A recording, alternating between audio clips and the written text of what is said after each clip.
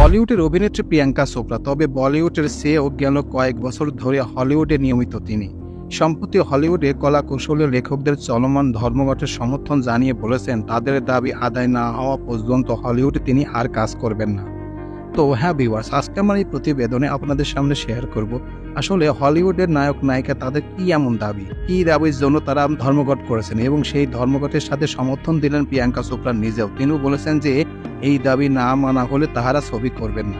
আসলে কি এমন দাবি, সেই বিষয়ের উপর চমকপ্রদ কিছু তথ্য এখন আপনাদের সামনে শেয়ার করব। তো চলুন মূল প্রতিবেদনে চলে যাওয়া যাক।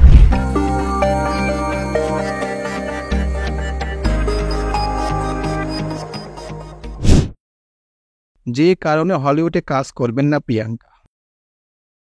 স্ক্রিন অ্যাক্ট্রেস গোল্ড সঙ্গে একাত্মতা প্রকাশ করে এই নিয়ে সোশ্যাল মিডিয়ায় একটি বার্তা প্রকাশ করেছেন প্রিয়াঙ্কা চোপড়া।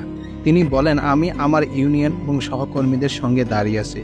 সংহতিতে আমরা একটি ভালো আগামী তৈরি করব। এদিকে ধর্মঘটের ঘোষণার পর সিনেমা সংশ্লিষ্ট অনুষ্ঠানগুলো বয়কট করেছেন হলিউডের অভিনেতা অভিনেত্রীরাও।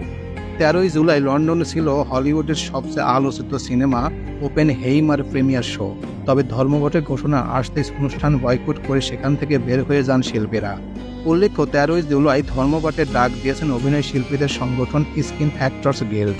তাদের দাবি বেতন বৃদ্ধি, অনলাইন স্ক্রিন সার্ভিসিং কোম্পানিগুলোর কাছ থেকে পারিশ্রমিক বৃদ্ধি, রয়্যালিটির স্বচ্ছতা নিশ্চিত করতে হবে। এই ধর্মঘটের কারণে ক্ষতির মুখে পড়তে যাচ্ছে হলিউডের বেশ কয়েকটি বড় প্রজেক্ট।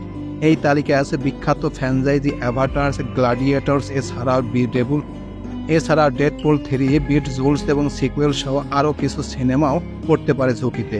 সেই সঙ্গে এইচবি চ্যানেলের আলোচিত series house of the dragon, নেটফ্লিক্সের স্যান্ডম্যান, ফ্যামিলি গাই সিরিজের দ্বিতীয় সিজন ধর্মঘটের নেতিবাচক প্রভাব পড়তে পারে বলে ধারণা করছে বিশেষজ্ঞরা। এছাড়া পুনর্নির্বাচন করা হতে পারে এমি অ্যাওয়ার্ডস, কমিক কন সহ বিভিন্ন আয়োজন। তো এই ছিল মোটামুটি আমাদের আজকের প্রতিবেদন। উপরোক্ত প্রতিবেদন থেকে আমার একটা জিনিসই বুঝলাম যে বর্তমান শুধু বাংলাদেশ না, সারা পৃথিবীতে বিভিন্ন সংগঠন বিভিন্ন ধরনের ধর্মঘট ডাকছে। তার মধ্যে হলিউডের নায়ক নায়িকারাও ধর্মঘট ডাকছে। তাদের একটাই দাবি, তাদের বেতন বৃদ্ধি করতে হবে, তাদের বিভিন্ন ধরনের সুযোগ সুবিধা যেগুলো বলা হলো সেইগুলো সব কিছু পালন না করা পর্যন্ত তারা অভিনয় ফিরবেন না। আর যদি তারা অভিনয় না ফেরেন তাহলে বড় বড় সিরিজ, বড় বড় সিনেমা যেগুলো সামনে মুক্তি পাবে সেগুলো ধ্বংসের দ্বার প্রান্তে চলে যাবে। এই জন্য তারা বিভিন্নভাবে টেনশনের মধ্যে পড়েছেন যে আসলেও তাদের দাবি মানবেন কিনা সেই বিষয়ের উপর কোনো তথ্য এখন পর্যন্ত পাওয়া যায়নি। প্রিয় ভিউয়ার্স, আমার এই তথ্য এবং ভিডিওটি যদি আপনাদের কাছে একটুখানি ভালো লেগে থাকে তাহলে অবশ্যই লাইক, কমেন্ট, শেয়ার করবেন এই ভিডিওটি। আর যারা এখন পর্যন্ত আমার এই চ্যানেলটি সাবস্ক্রাইব করেন নাই তারা দ্রুত আমার এই চ্যানেলটি সাবস্ক্রাইব করে রাখবেন।